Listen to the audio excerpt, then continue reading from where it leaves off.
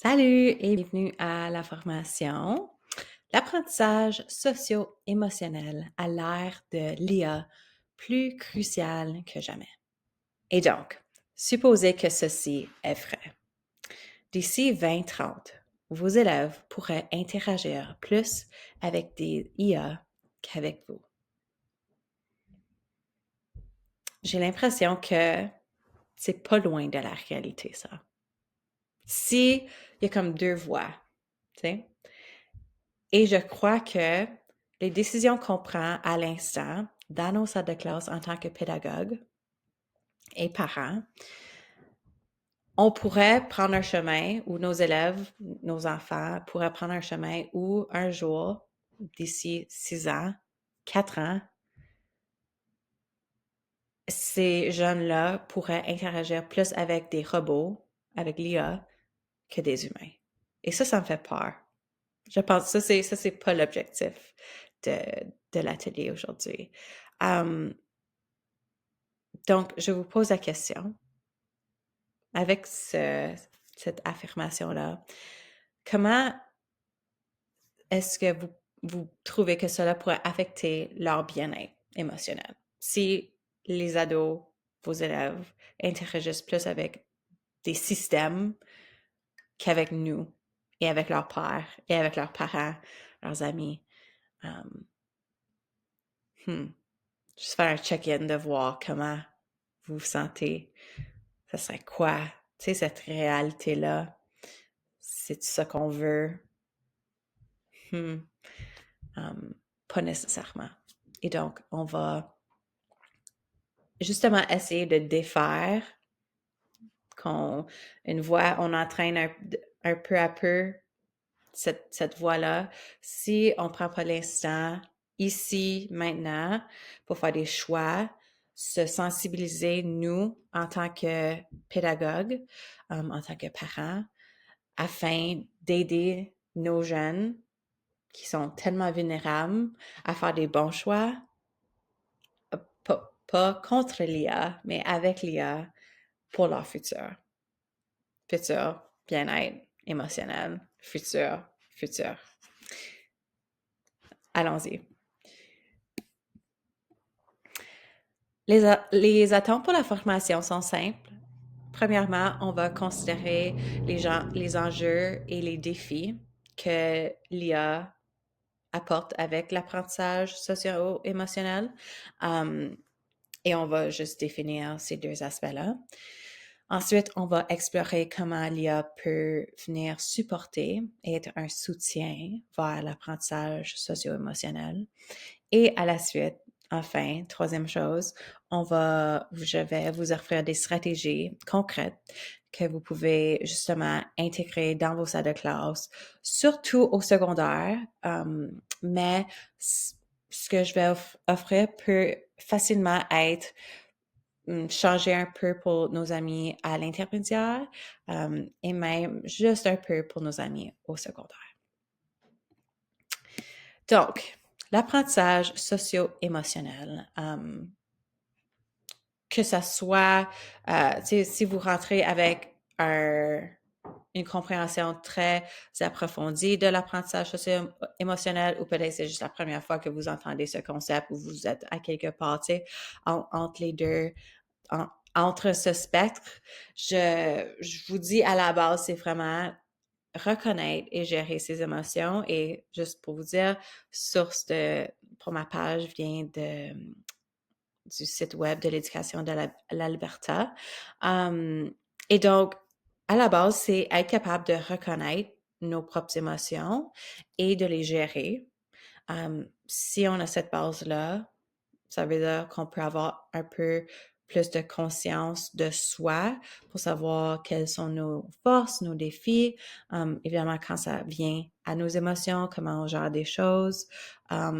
Et si on reconnaît comment on se sent dans telle situation, avec telle personne, on peut être plus à l'aise de gérer nos propres émotions, se dire, oh, j'ai besoin d'une pause ou, tu sais. Et aussi avoir la conscience sociale de comment les autres se sentent. Ça fait toute partie de l'apprentissage socio-émotionnel.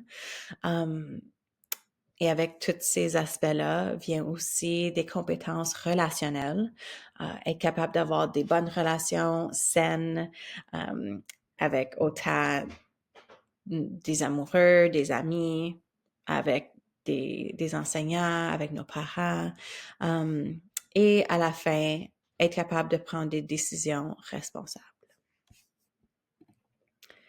Prochainement, on a la définition de l'intelligence artificielle et j'ai trouvé ça intéressant parce que j'ai demandé à ChatGPT de m'expliquer qui elle était pour une formation à des pédagogues. Et donc, quand j'ai posé la question à l'IA, elle m'a dit, je suis une intelligence artificielle conversationnelle. Je traite vos messages pour comprendre vos intentions. Je génère des réponses adaptées à vos besoins. Je n'ai pas de conscience de souvenirs personnels ni d'émotions réelles. Et je m'appuie sur des modèles statistiques et du langage pour vous aider de manière la plus précise et créative possible. Pourquoi est-ce que comme j'ai ajouté cette diapo-là et cette information-là, c'est que juste cette simple définition qui vient de l'IA nous rappelle et dit explicitement que, et tu sais, souvent quand on interagit avec l'IA, on croit que c'est une personne. La façon conversationnelle qu'elle nous répond. Elle valide ce qu'on dit, elle valide nos idées, elle dit excellent, parfait. Et donc, juste se rappeler, premièrement, nous, en tant qu'adultes, que l'IA n'est pas une personne, n'a pas de confiance, n'a pas d'émotion, elle n'est pas réelle. Et de là, on va être capable de expliquer et sensibiliser nos élèves avec cette info-là aussi. Donc, l'intelligence artificielle est créée afin de répondre à nos besoins et a cette capacité conversationnelle, mais à la base est un système et comme fait partie de l'ordinateur. Donc, juste se rappeler que l'IA n'est pas une personne. Maintenant, parlons de l'IA et les ados. Quand j'ai fait ma recherche, j'étais extrêmement surprise de voir combien d'études, d'articles et de reportages étaient présents en ligne par rapport à comment les ados utilisent présentement l'IA, non seulement pour, comme on dit, tricher sur leur texte ou peu importe, parce que souvent c'est le cas si on ne fait pas la sensibilisation et leur montrer comment bien l'utiliser. Mais j'étais surprise de voir comment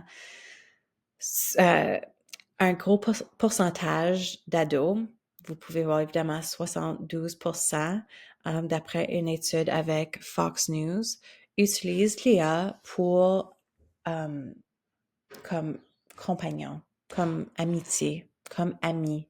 En anglais, comme on dit, un sounding board. Donc, vous pouvez voir ici Fox News, ABC News, CBS News. Ça fait juste 2 mois, 4 mois. C'est très récent qu'on voit que les jeunes vont vers ces chatbots, vont vers ces systèmes, vont vers ces applications, pas juste pour l'école, mais pour réellement divulguer plein d'informations personnelles à propos de leur vie, leurs conflits, leurs inquiétudes et se font valider plein de choses et créer des relations que eux pensent vraies avec des genres de chatbots comme des applications comme ChatGPT et plusieurs autres. Donc, je vous lance la question, comment l'IA peut soit soutenir ou freiner le développement émotionnel et social de nos élèves? C'est justement la question de base pour cet atelier. On va commencer premièrement avec les freins, voir c'est quoi les défis, les obstacles, et ensuite comment on peut utiliser l'IA pour justement soutenir l'apprentissage pour nos jeunes et leur développement émotionnel. Donc, ici, l'IA et les freins, on comprend que nos élèves utilisent déjà beaucoup leur téléphone, les applications, les réseaux sociaux. On ajoute maintenant l'IA à notre belle équation, nos chatbots qui viennent écouter nos élèves, qui viennent valider leurs émotions, qui viennent jaser avec eux. Ça peut évidemment contribuer à la dépendance excessive à la technologie qui est déjà très haut pour eux. Donc, quelque chose à considérer quand on utilise et on encourage l'utilisation de l'IA. Encore une fois, si nos jeunes utilisent souvent ces applications-là, ces chatbots, ils vont moins interagir entre eux-mêmes et donc on a la diminution des interactions humaines et les lacunes en littératie émotionnelle parce que on pratique pas cette compétence de interagir avec l'autre, humain à humain. D'autres freins, c'est qu'il y a des dangers liés à la divulgence des infos personnelles. Tu sais, nos jeunes partagent des expériences, des émotions, comment ils se sentent, pour avoir des conseils. Et il y a certains dangers liés à ça. Donc, c'est de juste sensibiliser les jeunes à ceci. Et enfin, les ados utilisent ces chatbots pour se sentir moins seuls, right? Ils veulent avoir ces discussions pour être écoutés, être sécurisés, peut-être mieux comprendre certaines choses. Mais à la fin de la journée, si c'est juste eux et ce système, tu sais, cet ordinateur, cette application-là, ben à la fin, tu sais, ils vont réaliser littéralement se réveiller un jour pour réaliser que ça fait des heures, des jours, des mois qu'ils n'ont pas entraîné une vraie conversation avec quelqu'un. Et les humains, on a besoin de ces interactions-là. C'est dans notre nature. Donc, on, on, on les voit utiliser ces applications pour être moins seuls, mais à la fin de la journée, ils vont être plus seuls. Donc, il y a aussi des dangers liés à ça. Quelques petites choses à considérer. J'ai ajouté cette diapo parce que, premièrement, si vous êtes ici, vous croyez qu'il y a il y a de quoi d'important lié à l'IA et le développement socio-émotionnel des ados. Et donc, je crois qu'on est les premiers en ligne pour aider nos élèves à prendre conscience autant de leurs habitudes que de juste apprendre des façons sûres et plus réfléchies sur l'utilisation de l'IA. On peut pas s'attendre à ce que cela se fasse uniquement à la maison. On passe beaucoup de temps avec ces jeunes-là et je crois que notre rôle en tant qu'enseignant-enseignante, c'est de, oui, enseigner notre matière et peut-être, si on choisit, d'aller éduquer et sensibiliser, expliquer les dangers des technologies d'aujourd'hui, comme l'IA, comme les réseaux sociaux, de questionner nos élèves et de même répondre à leurs questions. Donc, si ça vous tente d'avoir ces discussions avec les élèves, on peut commencer avec quelque chose de très simple, c'est que l'intelligence artificielle a le mot artificiel. Ce n'est pas réel. Ces chatbots-là, ChatGPT, ces applications-là, il y a personne derrière l'écran. C'est juste des systèmes. Et juste explicitement dire que, en tant qu'humain, Et surtout, en tant qu'ado, on a besoin des relations et des réactions et des conversations humaines et authentiques. Et ce que on va recevoir de l'IA, c'est plus des réponses algorithmiques que l'IA, que les systèmes ont appris. Je devrais répondre ça quand l'humain me dit ça. Et c'est tout. C'est pas vrai, c'est pas authentique, c'est pas réel. C'est juste des équations, essentiellement. Et donc, oui, on peut commencer des discussions, on peut poser des questions avec l'IA et de là, on peut aller voir des adultes responsables, parents, amis, enseignants, directeurs d'école, IMS, mentors, coach, et de juste rappeler aux élèves que nous, on est là pour leur soutenir et que c'est important d'aller considérer et prioriser les relations humaines avant même l'IA. Donc, de là, tu sais, il faut considérer c'est quoi les dangers, les réalités, les obstacles de l'IA avant de juste sauter dans le bon et comment ça peut venir soutenir nos élèves. Mais là, j'aimerais un peu passer à la prochaine étape et parler de comment l'IA peut soutenir l'apprentissage socio-émotionnel. Je vais vous partager 5 principes et ensuite, on va aller plus dans le concret avec 6 stratégies concrètes pour utiliser en salle de classe avec vos jeunes. Donc, le premier ici, l'IA en soutien avec le développement socio-émotionnel. On peut utiliser des outils d'IA pour faciliter désolé, on va recommencer ici. Les outils d'IA facilitent pour les enseignants et les élèves la réalisation des bilans rapides et efficaces de différentes façons qui permettent aux élèves d'identifier leurs émotions, oui, et de réfléchir eux-mêmes à ce qu'ils ressentent. Justement, dans la prochaine section, on va parler de façon très concrète de quels outils et quelles applications on peut utiliser avec les enseignants ou même en petits groupes pour réaliser ces activités-là. Deuxième principe ici, c'est que l'IA peut venir soutenir le développement émotionnel à cause qu'elle peut créer des simulations ou des scénarios pour aider les élèves à exercer leur habileté de prendre des décisions. Donc, on peut demander à l'IA de créer plein de simulations basées sur plein de facteurs et demander aux élèves de pratiquer la prise de décision en lien avec ces simulations-là. Troisième, c'est vraiment l'IA en soutien de l'empathie et de l'intelligence émotionnelle, à cause qu'on peut demander à l'IA de partager plusieurs perspectives à la fois. Donc, plusieurs perspectives variées en lien avec un conflit, en lien avec une situation, et de partager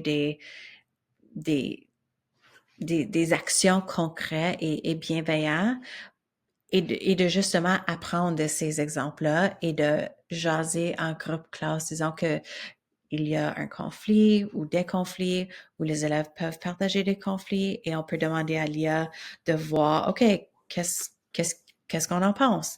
Et on peut voir qu'est-ce que l'IA répond et justement utiliser leur pensée critique pour voir ce qu'ils en pensent et qu'est-ce qui pourrait en ressortir aussi. Quatrièmement, ici, on a les outils qui donnent une rétroaction sur les interactions sociales. Ceux-ci peuvent aider les élèves à améliorer leur communication et même juste leur relation. On a vu que l'apprentissage socio-émotionnel, c'était avoir des bonnes relations saines. Donc, on peut justement soit partager des situations réelles ou fictives et de demander à l'IA de nous aider à gérer certaines choses et partager des exemples de qu'est-ce qui pourrait bien fonctionner ou mal fonctionner. Et cinquièmement, ici, on a l'IA pour soutenir les professionnels de l'éducation, car les recherches démontrent que combiner la littératie en IA, ce qui est comme tout un nouveau concept, et les compétences socio-émotionnelles favorise un apprentissage personnalisé, la collaboration et la prise en compte des enjeux éthiques. Excellent.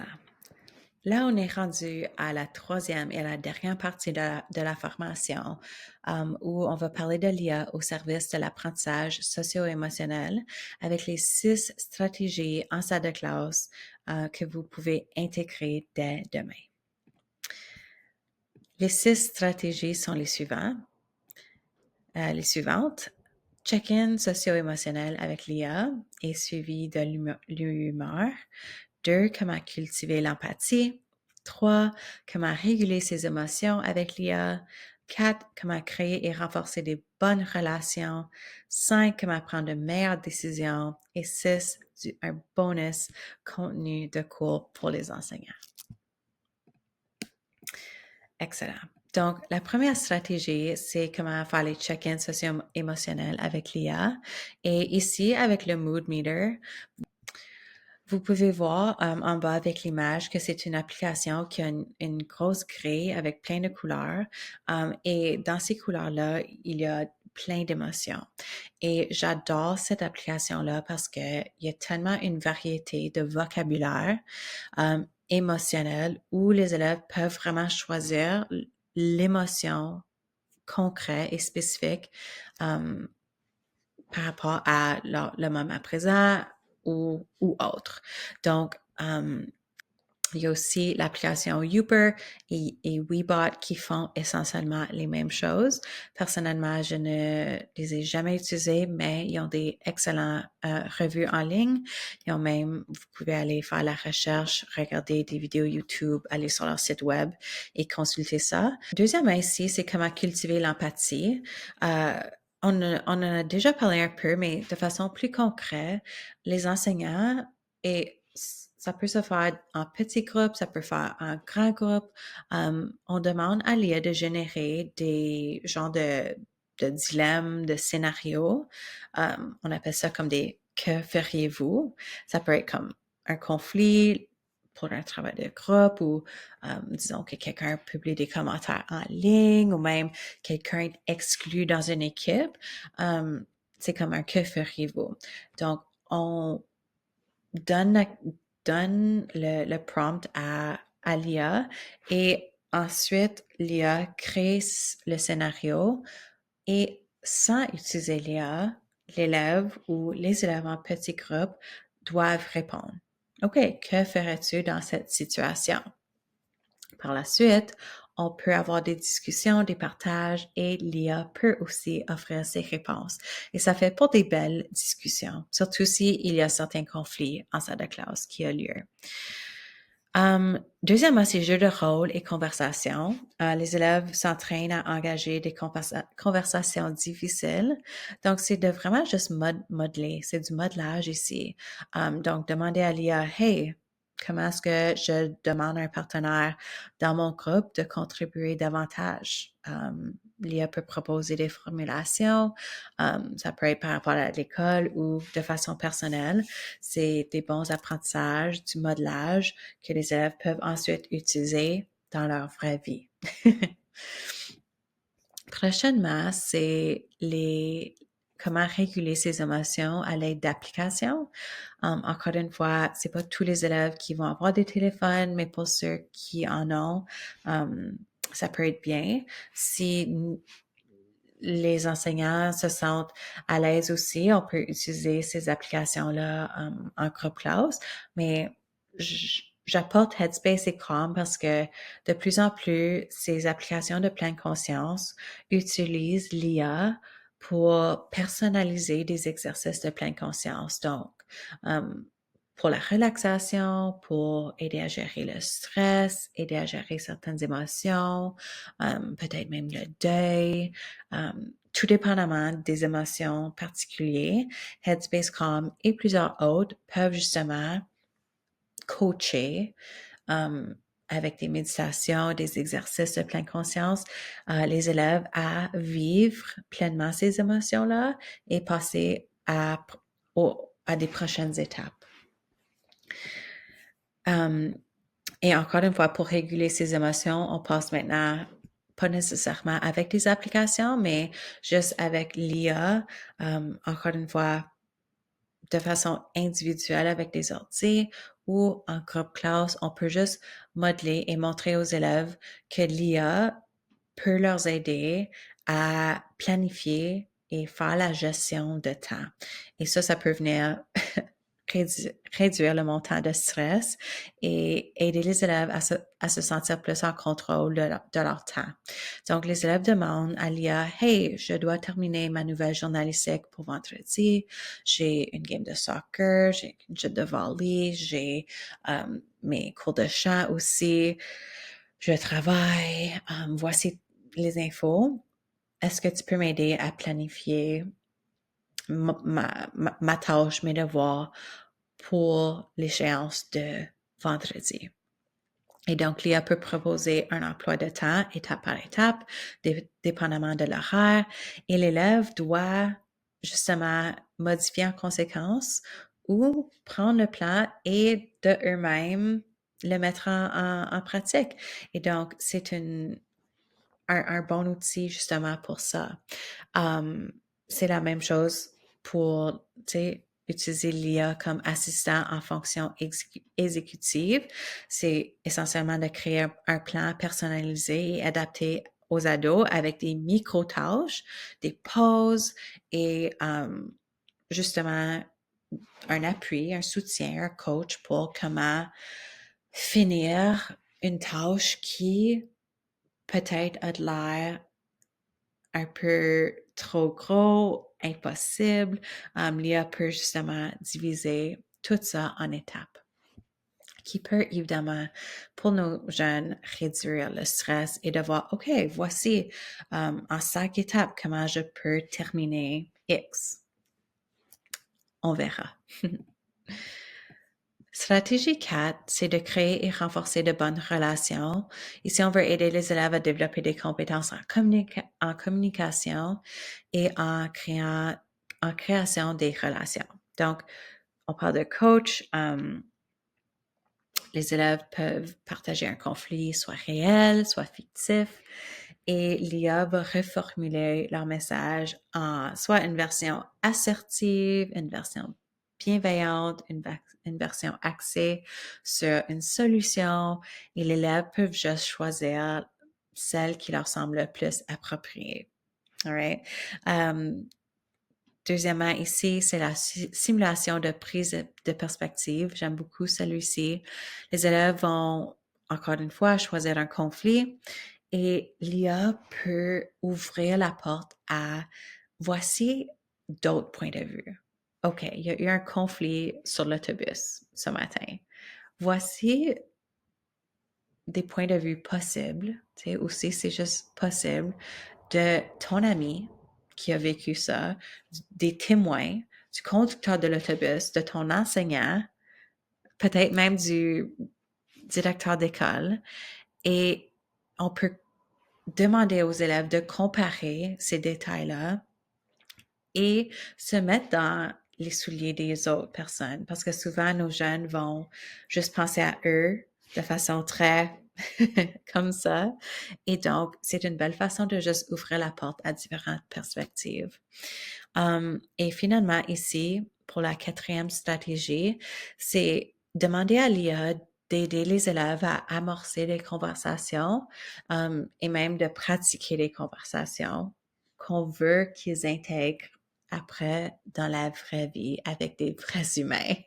Donc, on voit ici qu'on l'utilise juste pour pratiquer des choses, qu'on veut être meilleur avec, comme quand on sort de nos conversations avec l'IA. Donc, des exemples ici sont comment est-ce que je peux démarrer une conversation avec un nouvel ami, ou mon ami est fâché avec moi, comment est-ce que je pourrais aller m'excuser, ou comment est-ce que je peux démarrer une conversation avec mon manager au McDo pour des vacances que j'ai qui s'en viennent, puis je veux demander pour du temps off, par exemple.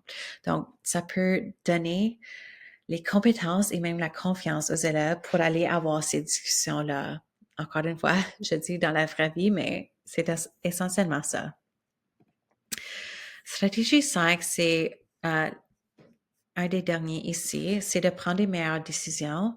Et puis, comme on l'a déjà vu, l'IA peut créer des centaines de simulations, de scénarios, et les élèves peuvent pratiquer à prendre des décisions dépendamment de la situation. Donc, comment est-ce qu'on pourrait réagir lorsqu'un camarade est exclu d'un projet? Allez-y, go, on fait le travail seul, on pense, on parle, on partage en groupe classe, on demande à l'IA, on voit ce que l'IA répond, on compare avec notre réponse, c'est quoi les différentes perspectives. C'est des belles occasions de pratiquer, de faire de la sensibilisation par rapport à des options sur comment gérer certaines situations, à faire justement avec l'aide de l'enseignant devant le groupe classe aussi. Et enfin, j'aime beaucoup celui-ci, c'est l'IA peut aider les ados de prendre conscience des diverses conséquences qui pourraient avoir lieu liées à une décision. Donc, les élèves peuvent partager une décision qu'ils doivent faire. Ça me tente de quitter l'équipe de volley. Je veux plus faire le club de lecture. J'ai envie de publier ça en ligne. Ce serait quoi le pire des pires si je manque une échéance pour mon labo en sciences? Puis là, l'IA peut partager les conséquences à court terme, à long terme, l'impact sur soi, l'impact sur les autres. Et encore une fois, ça ouvre juste les portes à la réalisation qu'il y a d'autres personnes, il y a d'autres choses dans la vie que juste soi-même. Et des fois, des choix très impulsifs. Ça peut venir éduquer les jeunes sur ça. Et du bonus contenu ici, si vous cliquez sur le lien, vous serez dirigé vers Common Sense Media. D'après mes recherches, c'était un des meilleurs sites web en lien avec l'IA et les compétences socio-émotionnelles. Ils ont des podcasts, vidéos, des articles, des plans de leçons, tellement de choses. Malheureusement, seulement en anglais, mais c'est des belles amorces pour peut-être des cours d'anglais, évidemment, mais d'utiliser les idées et justement de les traduire en français, ça se fait, ou de jouer la vidéo en anglais et ensuite de faire le tout en français, ça se peut aussi. Je vous encourage fortement d'aller explorer ça. Et on va juste rapidement finir avec les barrières à considérer, juste à cause qu'on se sent confiant et un désir d'utiliser l'IA en lien avec les compétences socio-émotionnelles. Ça ne veut pas dire que ça va être super facile. Donc, voici quelques barrières à considérer avec les ados. Évidemment, ce n'est pas tous les élèves qui vont vouloir se dévoiler à l'IA à considérer. Les ados se méfient peut-être des outils numériques, dépendamment de leur bagage, tout ça. J'ai entendu des réactions fréquentes de collègues. C'est comme, hey, pourquoi est-ce qu'on va comme parler de mes émotions avec un robot? C'est comme un peu bizarre. Je trouve que cette question-là entame une belle discussion de compétences socio-émotionnelles. Pourquoi c'est bizarre? Donc, si vous sentez à l'aise, évidemment. Les ados, en général, sont pas habitués et veulent pas parler ouvertement de leurs émotions. Et donc, il y a comme tout ça à gérer.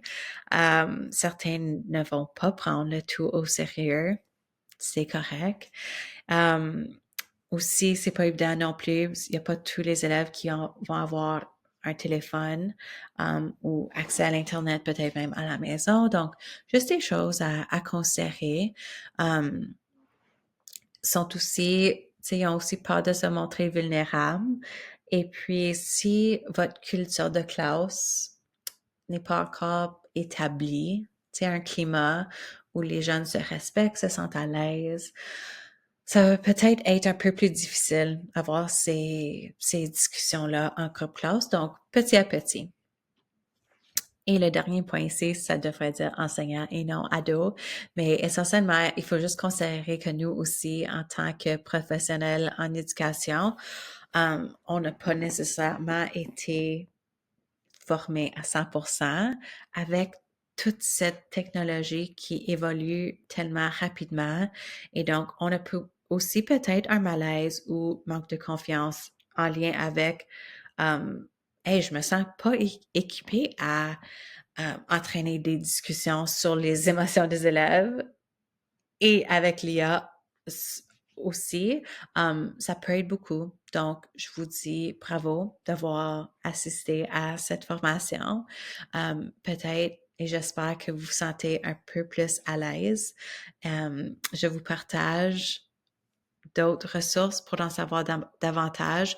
Il y a beaucoup d'articles et de recherches qui sortent de plus en plus avec l'IA qui devient de plus en plus, qui prend de plus en plus de place dans nos vies, dans la vie de nos jeunes. Intéressant à suivre, en connaître davantage et je vous souhaite bon succès avec tous vos projets, vos discussions et bravo!